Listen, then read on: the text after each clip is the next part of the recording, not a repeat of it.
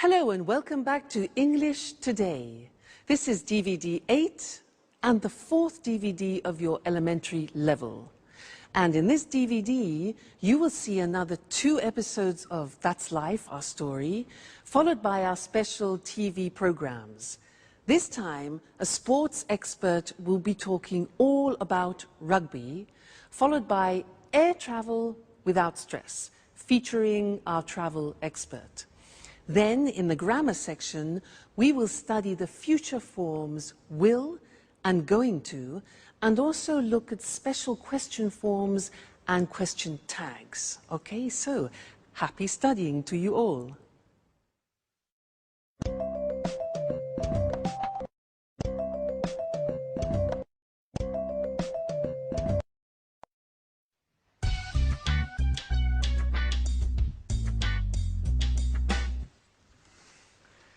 How does this scarf suit me, Anne? Oh, very well. You look fine. Really? I'm not sure. Look, maybe this one looks better? Don't panic, Peter. Everything is going to be all right tonight. I don't know. Actually, I have a sore throat. And I'm losing my voice. I'll sing badly tonight. I'm sure of it. Come on, Peter. You will sing very well. You are a professional singer. Don't forget it. Well, I'm going to have some tea. Would you like some? Thank you, Anne. I would really like a cup of tea, if it's not too much trouble. No, not at all. I'll just add some water to the pot.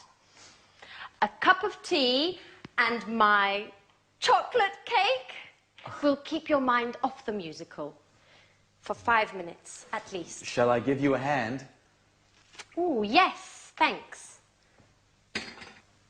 Here is the cake.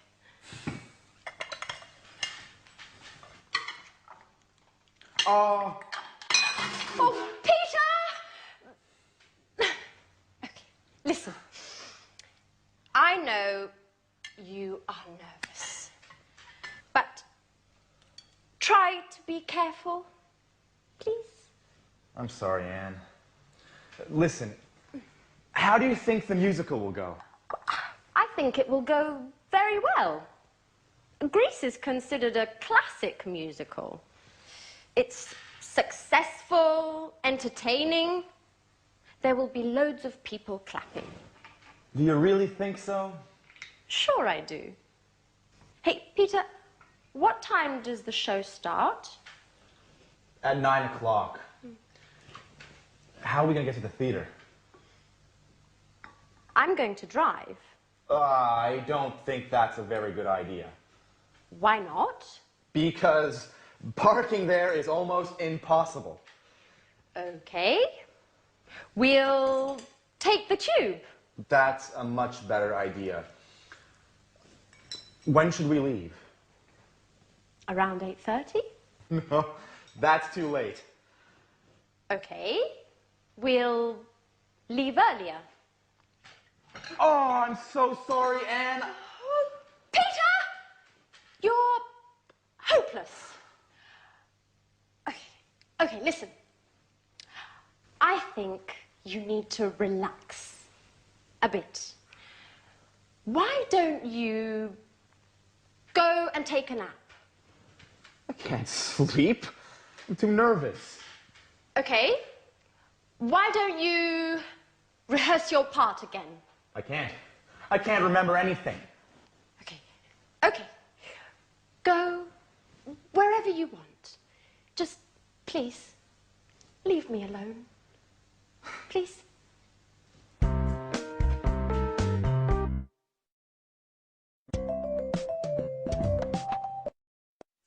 Hi, and welcome back to English Today, the only live TV program when you can learn the English language. Did you see that Peter dropped chocolate cake and tea all over the table and Anne didn't really react? She's becoming more tolerant, isn't she? Great. Now, I have an interesting thing to teach you in this lesson, and it's about will. Now, people usually think that will, the future will, is very easy in English. But it isn't that easy. And in this lesson, I want to look at a particular use of will. Now, watch this. Listen. Imagine that I'm in Oxford Street, in London, shopping. I stop outside a shop and I see a beautiful dress. And I think, I like that. I want that. And I say, I'll buy it. I'll buy it. Now, I'll is the abbreviation of I will. I'll buy it. We use this form when we make a spontaneous decision. It's nothing planned. It happens spontaneously. It's called in English a snap. Snap decision. All right? Let's continue. So, I see the dress and I think, I'll buy it. Great. Then I look at the price. 1,500 euro. Crikey. And I think, I won't buy it. Negative of will. I won't buy it. But then I think, no, wait a minute. I haven't bought myself anything lovely for a long time. Maybe my boyfriend can help me. So I decide I'll buy it. I go into the shop. I talk to the shop assistant and I say, that dress, I like that dress. Can I try it? She says, yeah, sure. So I put it on, look at myself in the mirror and think, fantastic. I'll take it. So I go to the shop assistant and I say, I'll take it. She says, fine, madam. How would you like to pay? How would I like to pay? Cash? Must be joking. Cash, 1,500 euros, cash. No. Credit card. Yes, exactly. I'll pay by credit card, okay? I'll pay by credit card. So, in my bag, here's my bag. Oh no! I left my credit card at home. What shall I do? Come on. Yeah, good. I'll come back tomorrow. I'll come back tomorrow, okay? And she says, that's fine, madam, that's fine, don't worry. She says, yeah, I'll put it aside for you, madam. I'll put it aside. And I'll say, great, thank you so much. Don't worry, I'll definitely come back tomorrow. Okay, now, all those were examples of snap decisions, spontaneous decisions, and that happens many times in a day. So, let's look at the form together. We have I will contracted to become I'll. Look at the examples. I'll try it. I'll take it. I'll pay by credit card. I'll put it aside for you. I'll make a bowl of pasta. And I'll come back later. So, snap, spontaneous decisions. I'll. All right? Now, the negative form we mentioned before, you heard me with the money, is won't. Be careful with the pronunciation. It's not want, it's won't. So the example is, I won't buy it. Or, I won't pay by cash. All right? So, will, won't. You can also ask a question in this situation of a snap decision. And you can say, shall I? Now that's a big change because will in the question form becomes shall. So we say, shall I make a bowl of pasta? Or shall I help you? All right, that's the question form. So, I'll do it. I won't do it. Shall I do it? So those are snap decisions, very useful, very important, and not many people remember that use of will. Great. Let's go back and see how Peter's feeling, and then I'll see you later. I'll see you later. Bye.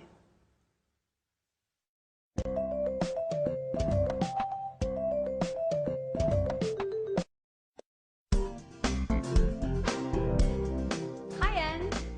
Hi, Peter. I'm starving. Is there anything to eat? How can you think about food at a time like this? Why? What's the matter? What's the matter? The performance is tonight. Come on, Peter. Don't panic. Everything is going to be all right tonight. Don't worry. Why does everyone tell me the same stupid things? Because it's the truth. Look, Peter. Take this lucky charm. I bought it in Portobello Market this morning. I'll give it to you as a lucky mascot. Remember, you have to kiss it 3 times. And then keep it in the right pocket of your jacket. Why just in the right pocket? Well, I don't know. The woman who gave it to me said that this is what you have to do. Anyway, I'm sure it will bring you luck. I'm not so sure. Why not? Shall we bet on it? All right. Sounds like fun. How much? Oh, let's make it interesting. If it brings you luck, you'll take me for dinner at Bluebird. Bluebird? Are you crazy? That's London's most expensive restaurant. I know. But the musical is important to you, Peter, isn't it? Well, all right, Alice. What will you do if it doesn't bring me luck? Well, I will cook dinner for a month. But you can't cook. Aha, Peter. That's why I said it. This way, I'm sure you will make it bring you luck.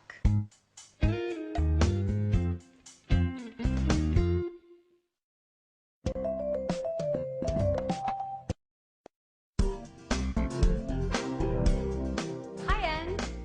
Hi, Peter.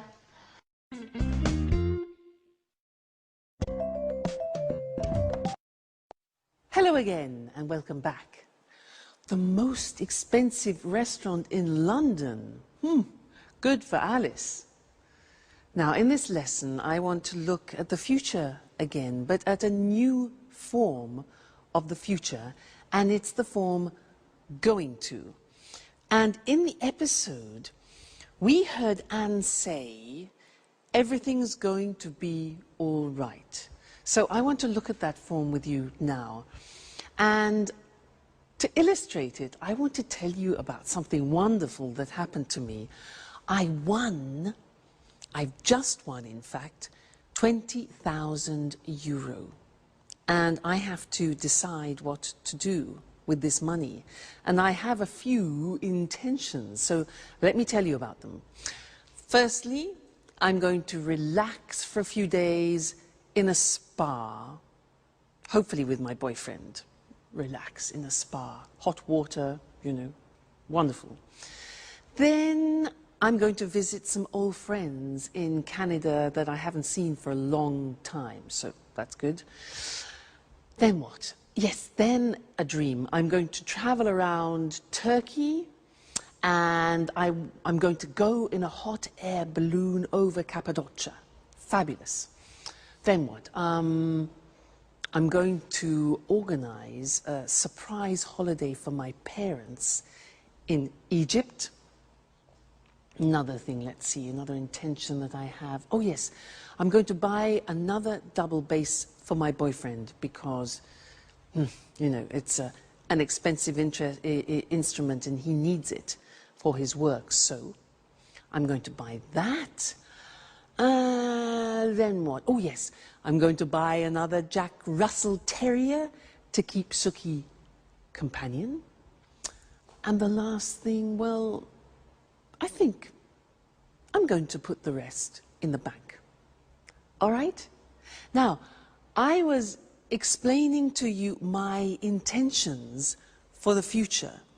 And when you do that in English, you use a particular form in the future, and it's going to. Let's look at that on the screen. So, the verb to be plus going to and then the infinitive. So the examples that I was using is this form. I'm going to have some tea.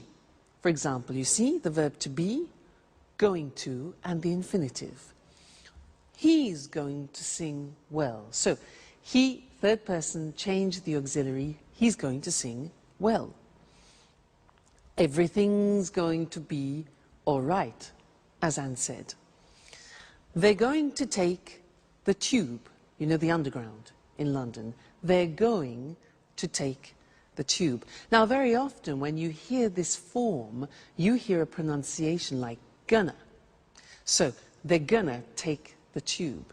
And that's when we completely contract they are going to, and it becomes gonna. And often you see that in subtitles in English on films. Gonna. Okay? Now the negative form is easy. It's the negative of the auxiliary to be. So I'm not going to leave tomorrow. I'm not going to leave tomorrow. He isn't going to return soon. And we aren't going to come with you. All right? Sometimes you hear, I'm not gonna. He's not gonna. That's when we speak quickly. All right? And then the question form, again, easy. You invert the subject and the auxiliary. How are we going to get there? How are we going to get there? Where is it going to happen? And when are they going to leave, or are they going to leave? All right, so that's another form of the future. And you can see slowly that the English future is quite interesting and quite complex. So when you want to talk about your intentions, you use going to. And I'm going to see you in the next lesson. All right? Bye for now.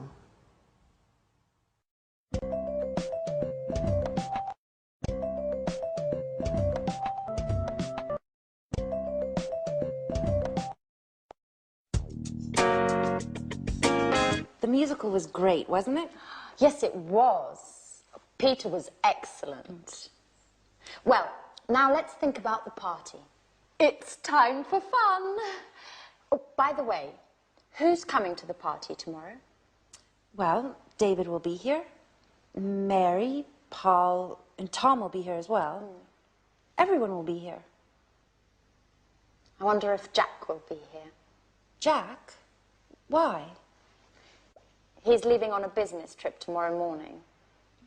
He doesn't know exactly when he'll be back. Hey, girls. What are you talking about? Anne was telling me that you won't be coming to the party this evening. It isn't true, is it? Yes, it is. I'm afraid I can't. Business before pleasure. You never will change, will you? Excuse me. Hello? Oh, hi. I really don't have a choice.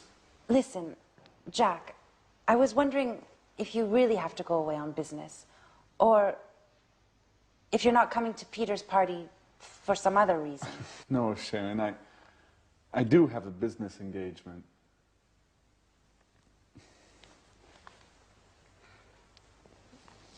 Anyway, since you asked, I'll tell you. There's more. I'm jealous of Peter. Oh, come on, Jack. You only care about business. Sure. That's what they all say. But, you know,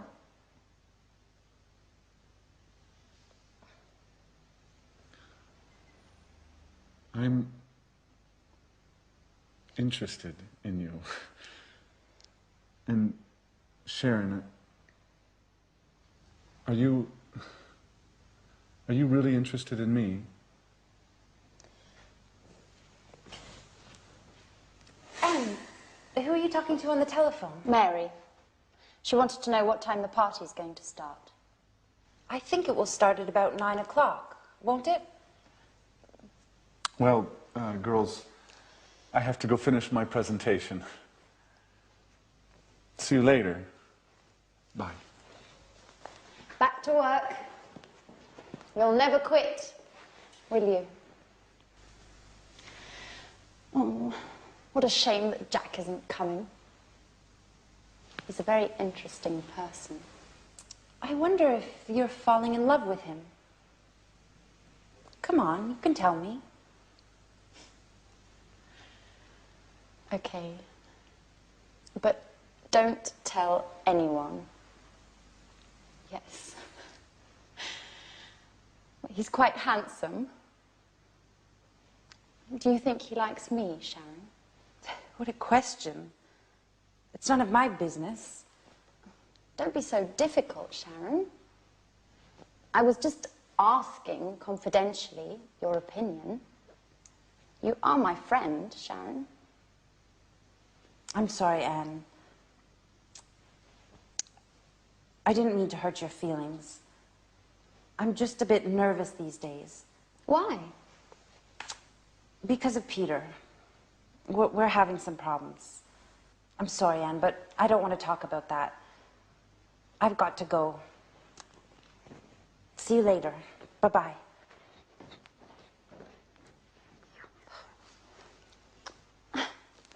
Oh, Jack, you're always so messy.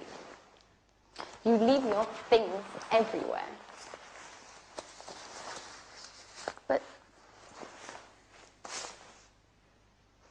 what's this in the pocket?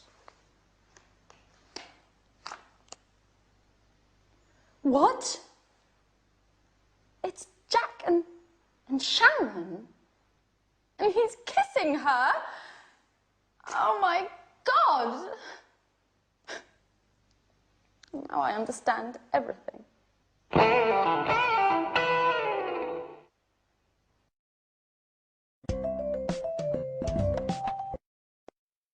Hello again and welcome back to your live English language lessons. And in this lesson, we're going to learn something about questions. Remember how we said that English questions are difficult because of all those auxiliaries? Well, in this lesson, we're going to learn something which is especially typical of the English language. They're called question tags. Now, let me give you an example of a question tag. She's unhappy, isn't she? Let's look at that. So, she's unhappy, isn't she? Strange, hey? She's unhappy, isn't she? Now, it's not really a question asking you for information. It's more a question asking for confirmation, whether you agree. And usually the people agree. So, she's unhappy, isn't she? Yes, she is. Look at the construction. She's unhappy is in the positive form. And then we have the tag. It's called the question tag after, in the verb to be, but in the negative question form. She's unhappy, isn't she?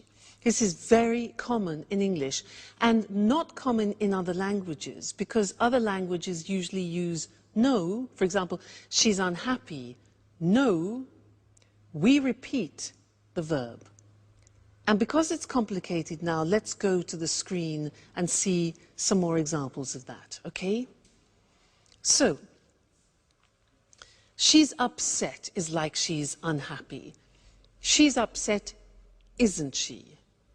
You're a student, the verb to be, you're a student. You take the verb to be, are, and you turn it into a negative question. So we say, you're a student, aren't you? All right? Next one. He's Brazilian, isn't he? Do you see the mechanism now? It's raining, isn't it? Again, I'm not asking for information, I'm asking for confirmation. They're watching television. They are watching, aren't they? They're watching television, aren't they? And you notice that my voice actually goes down at the end, so it's not like a real question where your voice goes up. We're learning, aren't we? You live in Italy now. Look at this example here. You live is the present tense, so we need the auxiliary of the present tense of live, which is not the verb to be. So look how that works. You live in Italy, don't you? Negative don't. Auxiliary is do in the negative don't you. Interesting, hey? You live in Italy, don't you? If we change that into the third person, it becomes she likes English. What's the auxiliary? Exactly, does.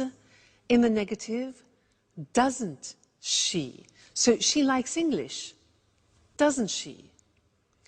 And the last example, they work at home, don't they? They work at home, don't they? All right, so it's not easy. You have to keep in mind the auxiliaries all the time.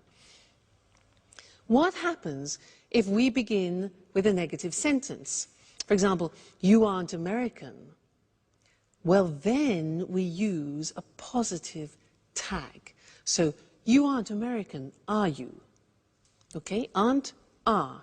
She isn't a teacher. Is she? Negative, positive. He isn't watching TV, is he? They aren't playing today, are they? Let's change to the present tense. You don't play tennis, do you? We use the auxiliary do you? Question form. It doesn't work, does it? Third person. She doesn't like him, does she? And they don't come often, do they? Now, you're probably thinking, God, that's really difficult. And it's not easy. It takes a lot of practice. But when you know your auxiliaries well, it becomes easier and easier. Okay, so don't worry, slowly but surely, as we say. Now let's turn to that's life, and our friends are having a party. Let's go and join them. Bye.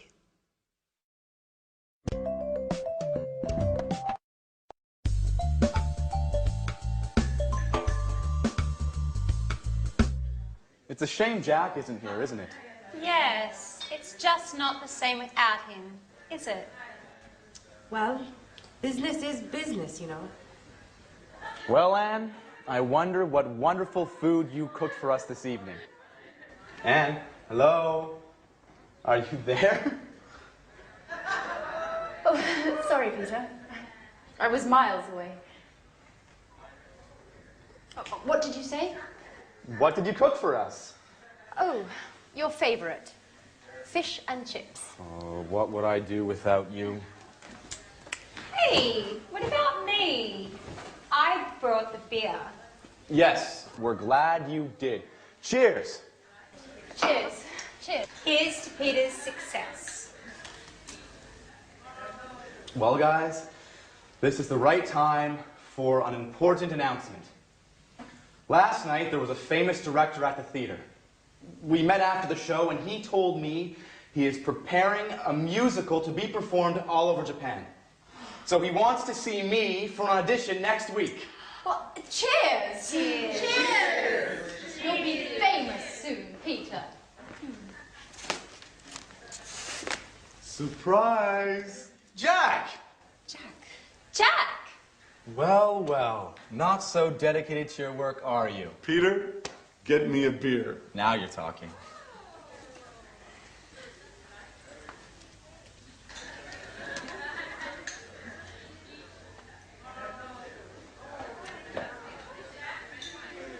Hi, Anne. Is everything okay? Yes. No, Jack. Oh, everything's fine. It was just really a surprise to me.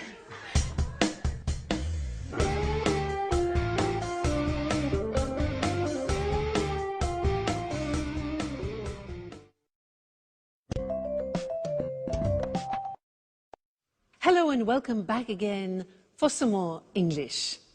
Now, at that party, everybody seemed happy except Anne. And nobody really noticed what was happening between Sharon and Jack.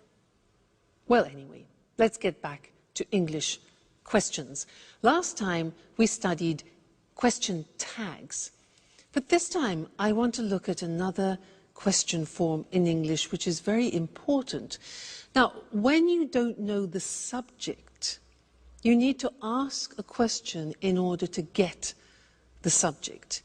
Now, let me explain that. Usually in a normal question in English, like, where do you work?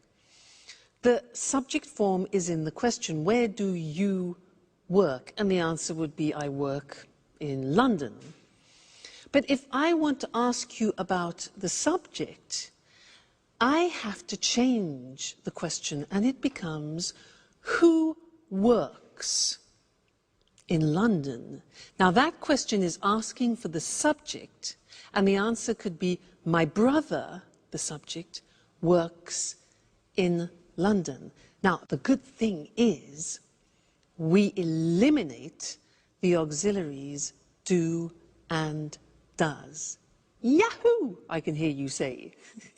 Let's do some examples before we go to the screen, okay? Now, I'll ask you some questions. For example, who likes English? Notice that there's the S on the verb because who is considered a third person. Who likes English? I do. You do, for example, all right? Who lives in igloos? Now, give me the subject. Who lives in igloos? Yeah, exactly. Eskimos live in igloos, all right? You give me the subject. Now, answer this one. Who cultivates rice? Who cultivates rice? Yeah? The Chinese, the Italians, Southeast Asian countries. Okay, good. Next one. Who sings musicals in That's Life? Exactly. Jack sings musicals. Great. Who wants to be an artist? I'm asking you for the subject. Who wants to be an artist? Yeah, Alice does. Alice wants to be an artist. And who likes Jack? Well, Sharon does. Anne does, and so does Alice. He's a lucky man. All right, now let's go to the screen and see those written because it's unusual for you now to learn a question with no auxiliary. So, what happens is you have the word who, which is the question word, and you eliminate the auxiliary. If you look at the first example, which is the typical question, who do you live with? You're asking for the object. And the answer could be your family, for example. Who do you live with? The subject is you. You ask for the object. But who lives with you? You are asking for the subject. And the answer could be my family. Okay? Let's look at some more examples. No auxiliary.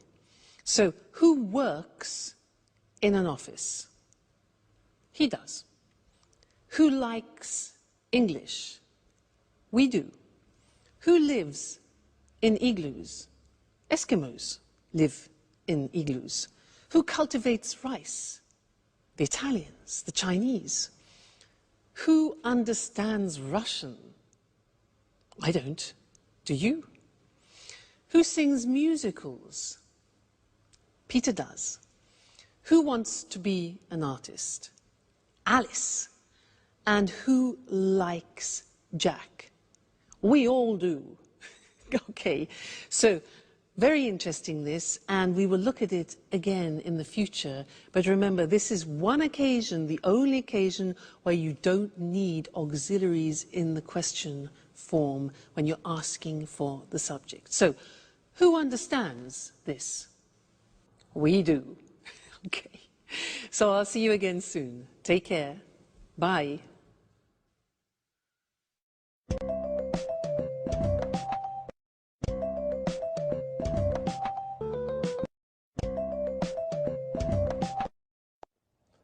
Good afternoon. Welcome to this week's edition of Sports Special. And welcome to John Forbes, our sports expert. Hello, Eric, and good afternoon to all our sports fans. Well, John, which sport are you going to talk about today? Today, I'd like to talk about rugby. Fantastic! I'm a real rugby fan. I think it's a really exciting sport. John, a question. Where did rugby start? Well, you know, Rugby is a town in England near Birmingham. Yes? There's a famous school there called Rugby School. It's one of the oldest schools in England. It opened in 1567. Anyway, boys at this school started the game. Really? And where is rugby played today? It's played all around the world, but there are 8 main countries. These are Ireland, Wales, England, Scotland, France, Australia, New Zealand and South Africa. And it's becoming more popular today in Italy and Argentina. Who plays rugby? Mainly men, but there are more and more women's teams. Really? Women? That's a surprise. That's right. There are more than 400 women's teams in England today. I see. John, can you explain to our viewers how to play rugby? Of course. Remember, rugby is very different from soccer.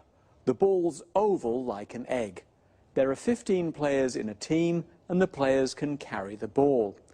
In fact, the aim is to run fast with the ball in your hands. And what about a tackle? What's that? To stop a player of the opponent's team running with the ball, you tackle him.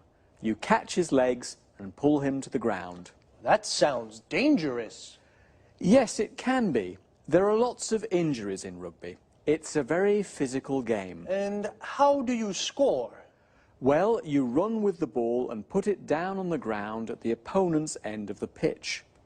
Of course, your opponents do everything they can to stop you from reaching their end of the pitch. You score a try if you cross the try line and put the ball down on the ground. You can also score points by kicking the ball between the 2 goalposts. The goalposts are very high. If you do this, you score a goal. So, there are tries and there are goals. That's right. Just one more question. What are scrums? Scrums are special to rugby. Players from the 2 sides push against each other to try to get the ball. Scrums sound dangerous too. Yes, they can be dangerous, but it's fun. You know, I used to play rugby. Really? Yes, but I injured my shoulder and had to stop. I just watch now. Well, I sometimes watch a game on Saturday afternoons. How about coming along? Sure. How about next weekend? Great. Okay. Thank you, John. Goodbye. And goodbye to all our sports fans. See you next week for another edition of Sports Special.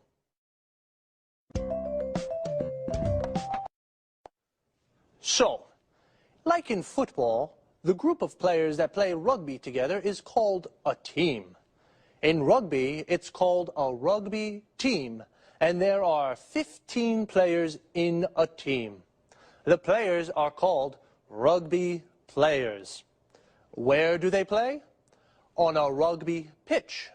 We also say a football pitch, which is where football players play football, and a cricket pitch, where cricket players play cricket. When we go to watch a rugby match, we go to a rugby ground. Well, as John said, rugby can be dangerous. In fact, there are lots of injuries in rugby. An injury is when you hurt or damage a part of the body. If a player has a serious injury, then he cannot play. To injure is a regular verb. For example, if you break your arm, you say, "I injured my arm." Why is rugby so dangerous? Well, it's a very physical sport. This means you use your body a lot, and there is a lot of contact with the other players. When a player tackles, he stops a player from the other team by pulling him to the ground. This is called a tackle. To tackle is the verb. The aim of a tackle is to get the ball. You can tackle in football too, but you can only use your feet to get the ball. In rugby, you use your whole body. What about a scrum? This is a term specific to rugby. A scrum is when all the players push against each other to get the ball. As John explained, in rugby, there are two different ways of scoring. To score means to win a point for your team. You score a try when the ball touches the ground. You score a goal when you kick the ball between the two goal posts. Well, sports fans, that's all we have time for today. See you next time.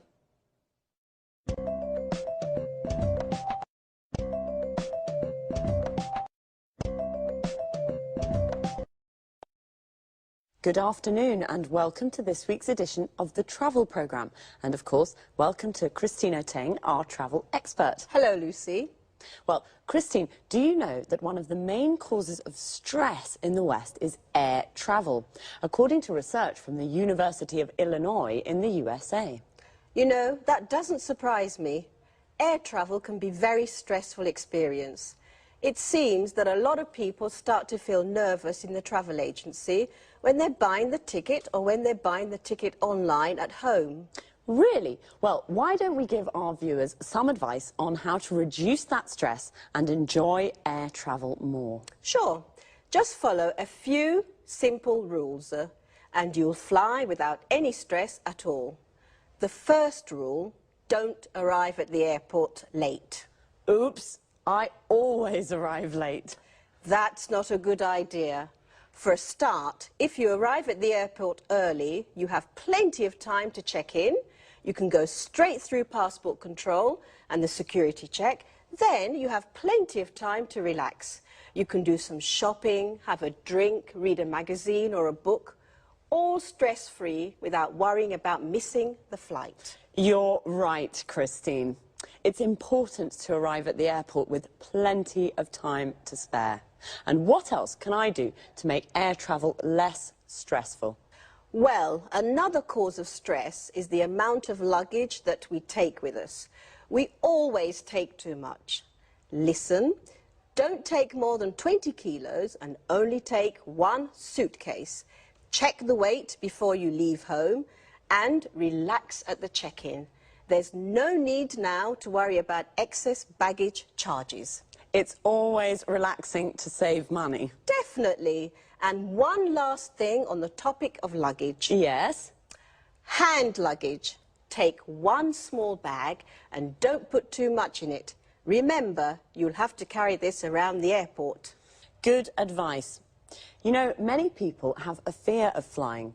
These people become nervous when the plane takes off and lands. Of course, I understand that people may feel nervous at these moments. They should remember that flying is the safest way to travel. So, relax and enjoy the flight. And you shouldn't look out the windows too much. Why not? Clouds are relaxing. But if you do feel nervous, you could try taking a tranquilizer. If you have a real fear of flying, they can help you relax. Don't take too many, though. Of course not. And try closing your eyes as the plane takes off and lands. Think of the beautiful place you're going to or the wonderful holiday you just had. Well, how to enjoy stress-free air travel. Don't arrive at the airport late. Don't take too much luggage. After passport control and the security check, relax with a drink and something interesting to read. Or perhaps do some shopping. And once you're on the plane, remember that flying is the safest way to travel. So thanks, Christine, for this very useful advice, and goodbye. Goodbye, Lucy, and safe travelling. See you soon with another edition of the Travel Programme. Goodbye.